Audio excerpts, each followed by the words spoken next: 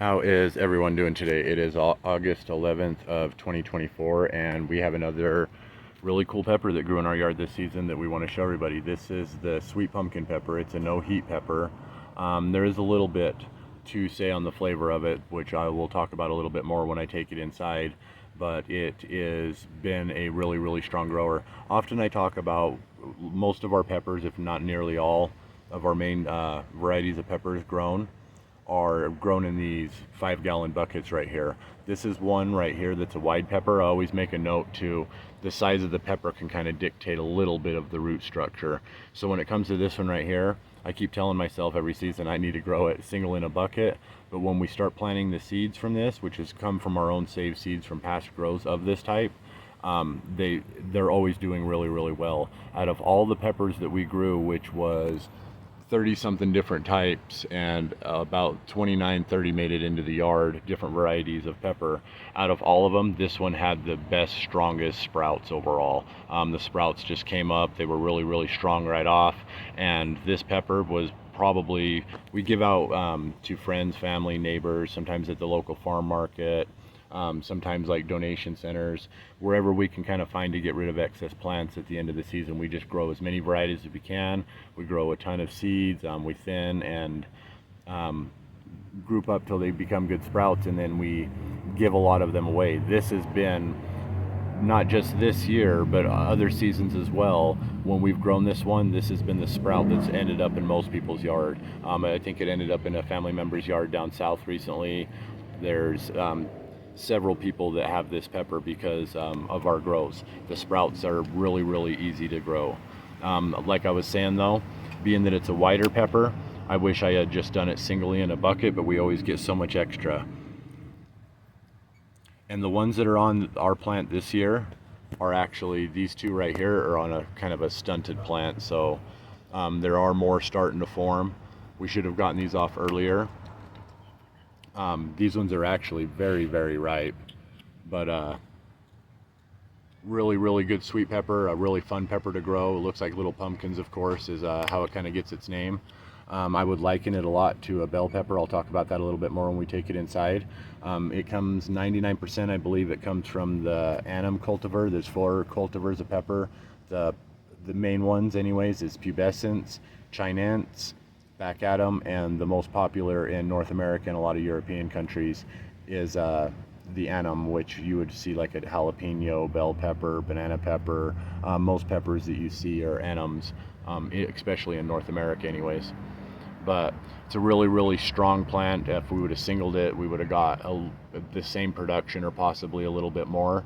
One of them stunted. I feel like the wider the pepper like that, it makes it wider. But we started growing this one originally. We started because of the fact that we were having a big struggle with bell peppers. Bell peppers, we just, especially in containers, everything ends up a little bit smaller. We have grown them bigger than this, but overall, bell peppers we've just done really poorly with, even when we've tried to put them in bigger buckets. I'm not sure. One of these days I'll probably try to give a bell pepper, a good old-fashioned bell pepper, a rematch, but this has become one of our substitutes for a bell pepper, this one and one called the Oda. So this is the sweet pumpkin pepper, grown from our own seeds. It's not the best grow, but we'll take it inside and try it out for you guys. Catch you in a second. Love you. All right, August 11th of 2024, and this is the sweet pumpkin pepper. I really like this pepper. I'm kind of knowing what I should expect in the flavor because we have grown it for several seasons. Like I was saying, the sprouts always pop up for us. They're really viable. The seeds, there's a horde of seeds in here. We probably will save the seeds on these ones, even though we have a horde left from other seasons. Angel's gonna core it out like a pumpkin, it looks like.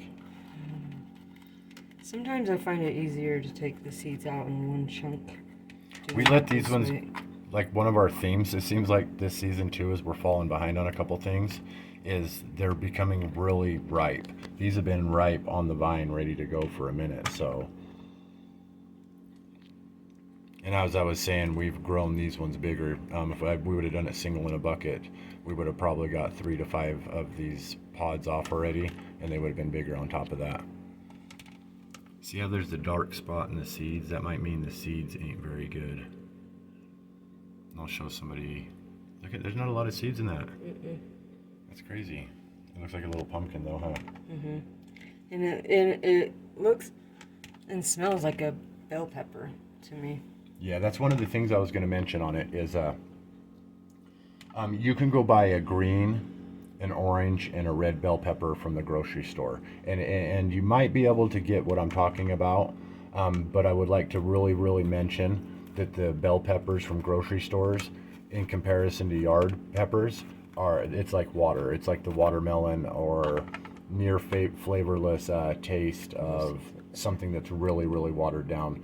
They do taste a little tiny bit though, and so that's what I want to mention. If you go to the store and you get a green bell pepper and an orange bell pepper and a red bell pepper, and you sit down and you try them side by side, you might be able to get what I'm talking about, but it's also might be likely that you don't get anything different. The green one tastes really vegetably, and so when we describe vegetably flavors in a lot of peppers and stuff like that, especially when they're a little bit under, that would be kind of like what we're describing. It's almost like a green pepper taste. If you were to get a green bell pepper out of the yard, it's really a little more musky and a little more strong flavor, kind of dependent on how you grow it as well. These taste just like an orange bell pepper from the grocery store, but stronger flavor of that. The greens almost taste vegetably. The reds would taste a little bit. You'd get a little bit of what you could get on a sweet pepper from a red bell pepper, but being that they're from the store, it's really hard to compare anything else unless you've had that, or unless you've grown an orange bell pepper in your yard, for example. So this tastes like typical orange bell pepper flavor, but grown from the yard, it's just a better flavor overall. It's stronger. It doesn't taste as watered down. It's a lot better as a snack. I mean, you can almost like sense the vitamins in it when you eat it in comparison to a store one. That might be really bizarre. I always tell people, and this is just me, but I always tell people you can go and start eating groceries and produce from the grocery store. Start eating healthier and buying produce, and in a couple weeks, you'll start to notice you start to gain your health a little bit better. A lot of times when you eat yard food, it feels like the effect's near immediate. Like, you know what I mean? Whenever season's going and we're doing that, it's a little bit more. But we got a knock on our door. I'm going to catch you guys in just 1 second. All right, sorry about that. I had to take a pause real quick. Looks like Angel cut some of them up here. We're going to go ahead and eat one of these.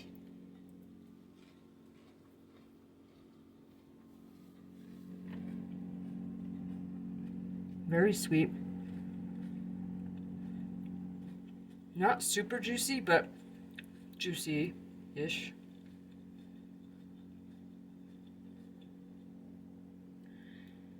It does have a little bit of pungentness that bell peppers generally have, but this is really sweet, like an orange bell pepper. Tastes really good. This is one I could snack on. I could just cut up into pieces and snack on.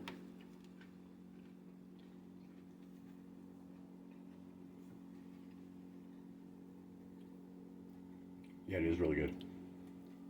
I always like to make comparisons.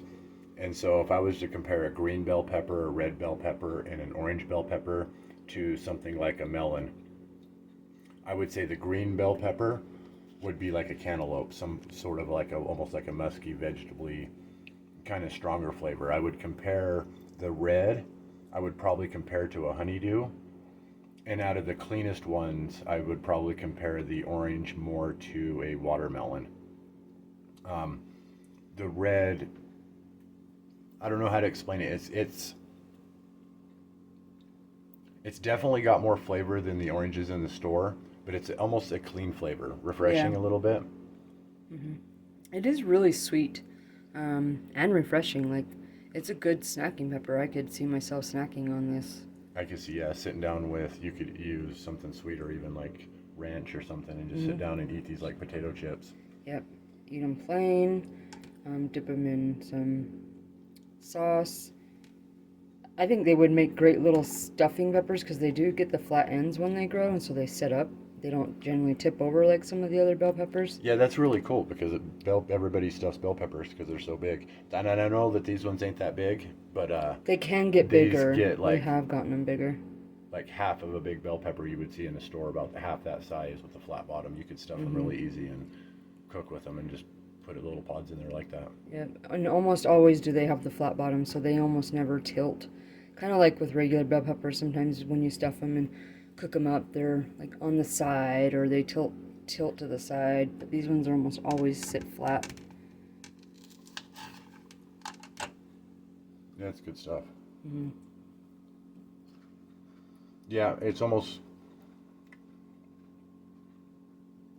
when it comes to tomatoes and peppers, some of the types that are really good, tomatoes, for example, black cherry, that makes such a good yard snack, a little cherry tomato like that, but they're so strong. To eat like 10 of them in a row Yeah. is a little bit too much potency. This is almost like the clean version of the pepper version. We have other ones out there, Jimmy Nardello, that the flavor is just excellent on. And I guess I could eat probably 10 Jimmy Nardellos in a row, but this one here, it's just got that snacking flavor. You could almost get, I would say it's hard to compare the orange bell to this one. It would almost be a little more similar to the snacking peppers or the lunchbox peppers that you can buy in store. They're just little pods that you would put in a lunchbox or snack on or something. They're the little tiny almost peppers that have a little sweet. bit more pungent flavor, and I think that has to do with their size. Whereas in the bell peppers you see in the store, they're trying to grow them as big as they can, and I feel like they kind of force inject water and nutrients into them to get them as big as they can, as fast as they can. And then what you end up tasting is a watered down pepper. So maybe the snack peppers are a little better comparison to this than a bell pepper necessarily. But I would recommend giving it a try if you've never grown the pumpkin sweet pepper. It is really good. They can get bigger than this. We have gotten them bigger than this, almost to the same size as a bell pepper, close to it. But I would definitely give it a try if you like sweet bell peppers. Yeah, Very easy good. snackers, very useful. Very good. Adds for salsa, adds for food, stuffing. Yep. I don't know about pickling these, they're a little too wide for a jar. Yeah. All right, take you outside for one last look at the plant and catch you guys in a second. All right, the sweet pumpkin pepper. Here, we got another pod right here, another right here, and some flowering starting up here. I could probably sit and tell 3 things with every single plant that I did wrong this season, and it's like that every season. I feel like no matter what I do, I'm going to make a lot of mistakes and have a lot of failures out in the yard, or mild successes because of the fact that we overcrowd, and we're always triggered every single season. This is 2 peppers in 1 pot. I should have done it 1. So 100%, I feel like this is one of the types. If you could get this one in the ground, you could do even better. I sometimes will research some of the peppers and things that I'm talking about and look them up online. Almost every single grow I've ever seen anybody else put a video up on this one has been much, much better than ours. So this isn't the best example of what this plant can do. A lot of what me and Angel do is we like to save seeds, so we were really just kind of pushing the pods, and so when we had 3 decent pods on there, we left them on there way too long. It did help out with the flavor, made it a little bit stronger. They go green, and then once they burgeon up, they kind of will turn orange pretty quickly. Once they turn orange, as they stay on there, they'll become more and more and more of a darker orange that looks more pumpkin-y color. But this is a really great yard snack. It's got a cool name, the pumpkin pepper. It's got a cool look. Really, really interesting. If you're having struggles with maybe growing bell peppers, maybe you want to give this one a try. The plants always do super excellent for us. It's one of our most given out plants to friends and family when we grow the sprouts, because they all just sprout up quick. They all grow strong really quick and do really, really well. That's the whole reason we keep on putting double in a bucket, is because we just have like so many of these extra. I think there was probably a couple that fell out just sitting in cups because everybody that we knew had gotten peppers, or that we could get them to this season. But it's a really, really strong grow. I think it would do better in the ground, but it can be grown in a bucket. I would single it. And a good old-fashioned like yard snack, a replacement for a bell pepper for us.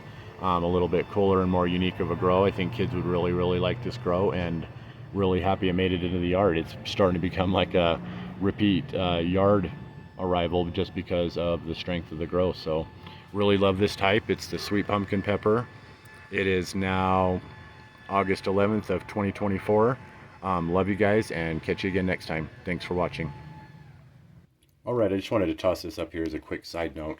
Um, if you harvest your peppers too early before they're ripe, there's a good chance you can end up with unviable seeds. We've had that problem in the past, and really learned from it. So we make sure we try to let the peppers ripen on the plant. If you take them off the plant and it's a day or two later and they ripen on a counter, that still might be all right. But there's different ways you can check the viability.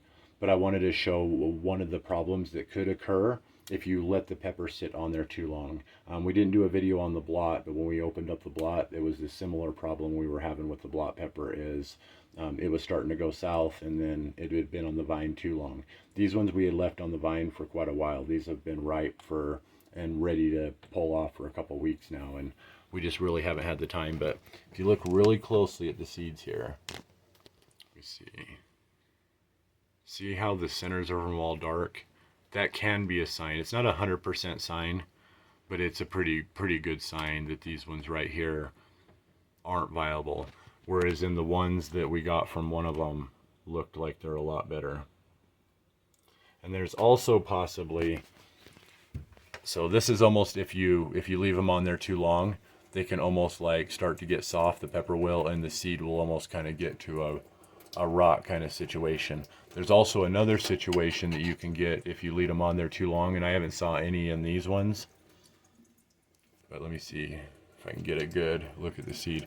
What you'll see on it is like, it's almost like it's sprouting. It at the end of the seed will have a little like tail sticking out, and that's like its first root as it's starting to grow. That's actually also a bad sign. You probably don't want to save those because the process of sprouting has already started. And once that gets started, and if you try to save it and then dry it, it can make the seed unviable. That also not a guarantee that it, like this one right here, it may be viable.